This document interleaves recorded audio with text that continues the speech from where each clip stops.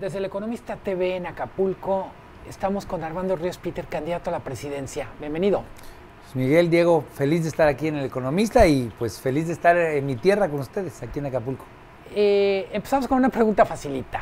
¿Cuál es el papel de un candidato independiente y cuál es el rol del diálogo entre los políticos y los banqueros? Bueno, sin duda alguna es salir a tener una oferta distinta a la que tienen los candidatos tradicionales. Yo creo que hoy la gente se siente harta de la forma en la que los candidatos de siempre hacen política, plantean y además de todo solamente se pelean o se tiran lodo. Creo que un candidato independiente tiene la obligación y la oportunidad de plantear las cosas nuevas desde una perspectiva nueva y sobre todo de plantear cómo resolver los temas que le interesan a la gente. Y bueno, y hacerlo aquí con los banqueros en el sector financiero es importante. En el sector financiero es el torrente sanguíneo de nuestra economía, es por donde pasa, digamos, toda la actividad productiva del país. Es importante si queremos enfrentar la informalidad, si queremos enfrentar la inseguridad, pues dialogarlo con aquellos que tienen que ver con toda la parte económica del país, sin duda alguna, y obviamente si queremos crecer. De hecho, a mí me llamó la atención parte del discurso cuando hablas, los candidatos independientes o los candidatos sin partidos no son una bala de plata. Me gustaría que nos comentaras en qué estabas pensando y sobre todo cuáles son las condiciones en las que se tienen que generar para tener una administración pública que dé resultados encabezada por un funcionario público que no tiene el apoyo de un partido. Mira, yo estoy convencido que ningún ser humano en lo individual es bala de plata para arreglar los problemas del país. Creo que esa es una de las principales disyuntivas importantes de esta elección. Como que se está buscando un salvador, ¿no? ¿Quién nos va? Ahora, ¿quién podrá ayudarnos? Y andan viendo a ver quién nos traen, ¿no? Los tiempos del Chapulín Colorado ya se acabaron. Más bien es un tema colectivo. ¿Cómo nos ponemos de acuerdo aquellos que creemos que un modelo de economía de mercado tiene que continuar, tiene que profundizarse, que las instituciones hay que fortalecerlas en vez de destruirlas? En fin, yo creo que hay retos importantes en el debate nacional, pues que no tienen que ver con una sola persona o con la visión que tenga esa persona. Pues más importante que sea, ahora, una persona con liderazgo que logre entender de manera horizontal cómo sumar esfuerzos, cómo articularse con otros, sin duda alguna, pues va a ser mucho más potente y mejor líder para organizar los esfuerzos del país que aquellos que tienen una visión vertical, ¿no? Yo creo que esta discusión entre horizontalidad, juntos, todos, trabajando juntos a la verticalidad que caracteriza a los partidos políticos, sus liderazgos, que además de todo son bastante cerrados y piensan poco colectivamente, pues ese es el tipo de debate que yo quiero plantear y ese es el tipo de propuesta que estoy convencido que solamente puede tener un independiente. Obviamente un independiente que en esa visión pues busque trabajar con todos los demás, porque tendrás que trabajar con los partidos en las cámaras, con los partidos en los gobiernos de las entidades federativas, pero con una solidez, porque hacerlo de manera horizontal pues te permite sumar más esfuerzos que ser solo tú solito. De hecho, sería cambiar la lógica en cómo se ha estado dando la interacción entre gobierno y sociedad en los últimos años. En este contexto, ¿qué tan preparados estamos como nación y cuál sería el rol que debería de asumir el ciudadano común, el ciudadano que nos está viendo en su casa o a través de su oficina, en esta nueva forma de generar resultados desde la función pública, desde esta lógica? Yo creo que estamos totalmente preparados y lo vimos el 19 de septiembre, la manera en la que de pronto el uso de la tecnología tenía a muchos miles de personas articulados, organizados, compartiendo información, identificando en solamente una hora que había 48 edificios colapsados o que teníamos 5,000 centros de acopio con cuántos picos, cuántas palas, cuántas manos. Toda esa información, gracias a la tecnología tan básica como las redes sociales o el WhatsApp, hoy nos permite estar organizados, articulados, involucrados de manera diferente, de manera horizontal. ¿Quiénes son los que no están preparados? Pues los políticos, obviamente los políticos, y lo vimos en ese mismo ejemplo, cómo iban 5, 10 o hasta 1000 pasos atrás, sin capacidad de respuesta, verificando información, teniendo una lógica burocrática que siempre es mucho más lenta. Entonces, ¿qué necesitamos? No preguntarnos si la sociedad está lista, la sociedad lo está, la sociedad hoy tiene una forma distinta de articularse, es cómo el gobierno se vuelve parte, digamos, de esa lógica, cómo se flexibiliza, cómo acompaña esa forma de funcionar, cómo inclusive el diálogo con los políticos o con la administración pública se vuelve igualmente transversal, igualmente horizontal, pues obviamente para hacer una potencia mucho más sólida, una potencia dual, sociedad con gobierno, porque el problema es que hoy, en la medida en la que están separados, pues estamos divididos y por el medio se nos cuelan el crimen organizado y todos los que están agandallándose al país. hablas de diálogo y si pudiéramos hacer un corte de lo que va de 2018, la verdad es que la política nos deja bastante insatisfechos, deja mucho que desear. No solo no hay diálogo, hay una especie de, yo diría, donde no hay diálogo hay monólogo y donde hay interacción es conflicto. Claro, y hay pleito y hay tiradero de lodo y ahorita digamos en las precampañas lo que viste es o quién se hacía el más chistoso o ver quién es el que le tiraba más lodo al otro, una u otra pues son absurdos y lo que estás buscando es verdaderos liderazgos que en un momento complejo como el que vivimos el día de hoy, por la inseguridad, por la corrupción, por la desigualdad de oportunidades, pues lo que quieres es seriedad en la propuesta, no necesariamente seriedad en el comportamiento, porque la gente lo que quiere es que haya armonía, que haya capacidad de diálogo, que haya inclusive alegría, y eso es lo que no estamos viendo en esta campaña, y lo que un independiente está obligado a hacer, o por lo menos es lo que yo me siento obligado a hacer, es a buscar darle respuestas a la gente, a buscar dialogar, y creo que la visión disruptiva no es llegar a tirarle el lodo al otro, sino más bien decir, a ver, el sistema está funcionando mal porque hay corrupción, en el PRI, en el PAN, en el PRD y en Morena. Lo hablo un poco en el contexto que es la exposición que hacía hoy. Pero todos nos necesitamos. Tú no puedes llegar a descalificar al otro porque vas a tener que sumarlo en el Congreso para trabajar juntos, vas a tener que sumarlo en los gobiernos de las entidades federativas que estén presidiendo. Bueno, ¿qué es lo que necesitamos? Entender que el sistema está mal, pero que juntos podemos resolverlo. En lugar de desacreditar al otro, dialogar para ponernos encima de los problemas que tenemos como mexicanos y mexicanas. De hecho, pareciera que cuando identificamos el trabajo de proselitismo de un candidato independiente, lo primero que nos preguntamos es, ¿qué piensa este señor de los partidos políticos y qué piensa de la importancia que tienen esas instituciones y todo lo que hemos venido construyendo con un montón de trabajos, esta transición que hemos abierto, que a veces pareciera que no nos lleva al punto donde tenemos? Concretamente, ¿qué piensas de los partidos políticos? ¿Qué debemos hacer en este momento con los partidos?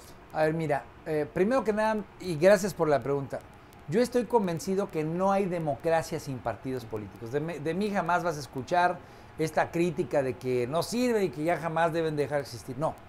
No hay democracia sin partidos políticos. Yo milité 10 años en uno.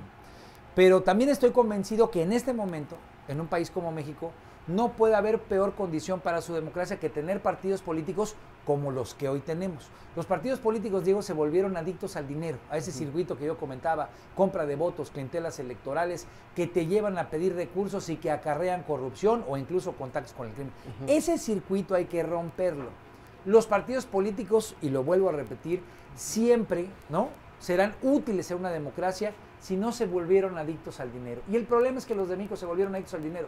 Hay que mandarlos a rehabilitación de la presidencia de la República y hay que buscar que retomen el rumbo, que sigan siendo, que vuelvan a ser los instrumentos de interés público que están convocados a hacer. Son correas de transmisión con la sociedad, ayudan a plantear necesidades, a desarrollar propuestas de política pública, a identificar segmentos que necesitan acciones, servicios, bienes públicos. Bueno, eso es importante en la articulación de una democracia.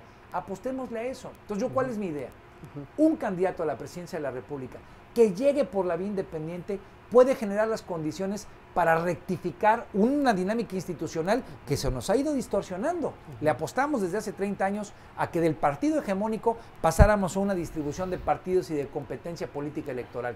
Y eso se nos ha distorsionado porque el partido hegemónico, los partidos en lugar de contrastarlo, se clonaron. Entonces tienen el mismo tipo de mañas, ¿no? Compran votos, tienen clientelas, unas son amarillas, unas son azules, unas son rojas, unas son morenas. Bueno, esa visión clientelar no podemos seguir permitiendo que sea la manera en la que traducimos nuestra democracia en expresión ciudadana. Ahora, ahora este ciclo que ilustrabas tanto en este momento como hace rato en tu intervención, pues nos lleva al tema de este proceso electoral que es la corrupción. Concretamente, ¿qué sí podemos hacer en una administración? Porque nos queda claro que es un problema estructural, es un problema que seguramente no vamos a poder solucionar, desgraciadamente, en el corto plazo. Pero ¿qué sí podemos hacer en una administración y lo que estás planteando en ese sentido? Bueno, podemos hacer mucho y estamos obligados a hacer todo. Yo creo que hay cosas muy básicas, ¿no? El gobierno entrante tiene que preocuparse por los hechos que haya habido de corrupción, sin duda alguna, pero tiene que ser contundente, digamos, sólido, fuertísimo en términos de la posible corrupción que pudiera haber en ese gobierno. Porque luego, ¿qué es lo que pasa, no? Llegas con el discurso de la corrupción del pasado y no cortas los cuellos que hay, los problemas de tu propia administración. Eso se ha visto en muchas administraciones. Llegan prometiendo que van a meter a la cárcel al gobernador en turno, criticando criticando la manera en la que se administraron los recursos en el gobierno del pasado, pero a tazas llenas empiezan a hacer exactamente lo mismo en ese gobierno. Entonces, primero, tienes que cuidar el periodo que a ti te toca. Segundo, tienes que cuidar cómo llegas, y por eso ese circuito del que yo hablo, hay que llegar con pocos intereses que estén detrás de ti, porque es ahí donde se siembra la corrupción. Eso determina, por ejemplo, que puedas tener plena libertad, plena disposición, plena voluntad política de nombrar un fiscal anticorrupción, que inclusive te revise a ti encuerado al 100% y que diga, pues este presidente no tengo ninguna bronca, y obviamente eso se vaya en cascada hacia abajo. Si tú no tienes capacidad de llegar en esa forma, pues el problema es que vas a llegar siempre con una fiscalía autónoma que siempre va a estar limitada, o vas a querer poner al fiscal autónomo que te sea más conveniente. Entonces, segundo punto, en cómo se hace la campaña estará la posibilidad de combatir la corrupción y la capacidad de la contundencia. No es un asunto de la voluntad o de la disposición o del valor del gobernante, es la capacidad en la que haya llegado al gobierno. Por eso ninguno de los candidatos de los partidos tiene razón en lo que plantea, es lo que te dicen, Morena o el PRI, etcétera. Como nuestro candidato es honesto, cuando llegue todo se va a transformar en virtud. Pues eso es absurdo, ¿no? Es una cuestión sistémica y para eso requieres instituciones. Entonces, tercero, voy al tema de una fiscalía autónoma. El andamiaje del Sistema Nacional Anticorrupción es un andamiaje que no hemos terminado de consolidar en términos de las decisiones. Hoy no hay un fiscal anticorrupción, no hay presupuesto para tener una fiscalía autónoma mucho más robusta, con buenos ministerios públicos, con buena capacidad investigadora. Eso requiere recursos, requiere voluntad, por lo cual necesitas tener un presidente que esté totalmente dispuesto, porque no tenga ese tipo de dependencia, a involucrar presupuesto y voluntad política. Tienes en este momento, digamos, en la carrera un lugar bastante modesto. ¿Cuánto puedes crecer? Me gusta esa expresión, modesto. Qué bueno que lo tomas con humor. Sí, por supuesto, así es como... ¿Cuánto puedes crecer y qué rol te imaginas jugando en la política en el próximo sexenio? ¿Qué papel pueden jugar las ideas que estás planteando ahora? Bueno, yo las quiero llevar a la práctica porque el rol que yo busco jugar es el de presidente de la República. Yo tengo en las encuestas entre 1 y 3% de intención de voto. Estás en el margen de error. Pues que es una cuestión de modestia, pero es como siempre he arrancado yo mis procesos electorales. Yo fui el segundo diputado más votado en la legislatura en la que estuve y arranqué con 1%. De hecho, tenía casi menos 20% de intención de voto comparado con los otros candidatos. Y fui el segundo diputado más votado. Solamente me ganó Moreira, pues que le metí un poquito más de lana, ¿no?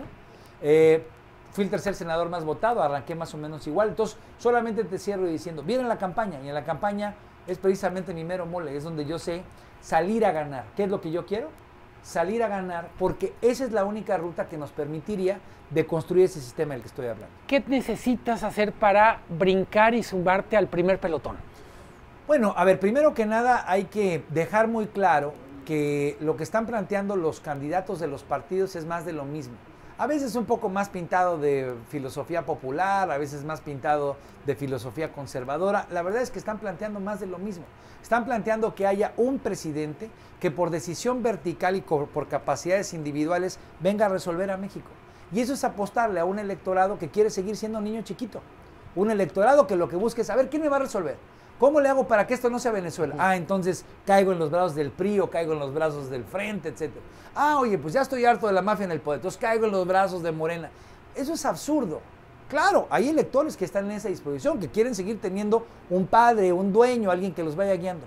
Pero hay otro tipo de votante, hay otro tipo de mexicano, el que quiere ser el adulto, el que quiere decir, a ver, yo soy parte de un entorno, yo tengo mis responsabilidades, así como tengo mis derechos. Así como quiero exigir esos derechos, quiero que mis responsabilidades se involucren para construir un país más próspero, donde a mis chavitos les vaya mejor. Ese es el tipo de votante que nos va a apoyar. Y ese mexicano, además de todo, hoy lo presentaba, pues mucho de ese no ha decidido por quién votar. Fíjate, el 50% de la gente hoy está entre que está indeciso o que quiere votar por un independiente o no sabe si su voto va a ser útil o no, o quiere votar por un independiente. 50%.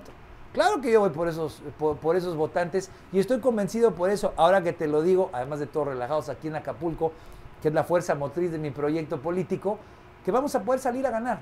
porque la gente está cansada, no solamente del lodo, sino del tipo de liderazgo. Ese liderazgo que no lo convoca, ese liderazgo que le dice, a ver, yo te voy a venir a salvar la vida. Yo ya no creo en ese tipo de liderazgo y por eso vamos a convocar a la gente que no creemos en esa visión de las cosas. Armando Ríos Peter, ha sido un gusto tenerte por acá y me quedo con esta frase: los mexicanos quieren ser adultos y vamos por eso. Una parte importante. Muchísimas gracias a ustedes, Diego. Estamos en El Economista TV desde Acapulco en la Convención Bancaria.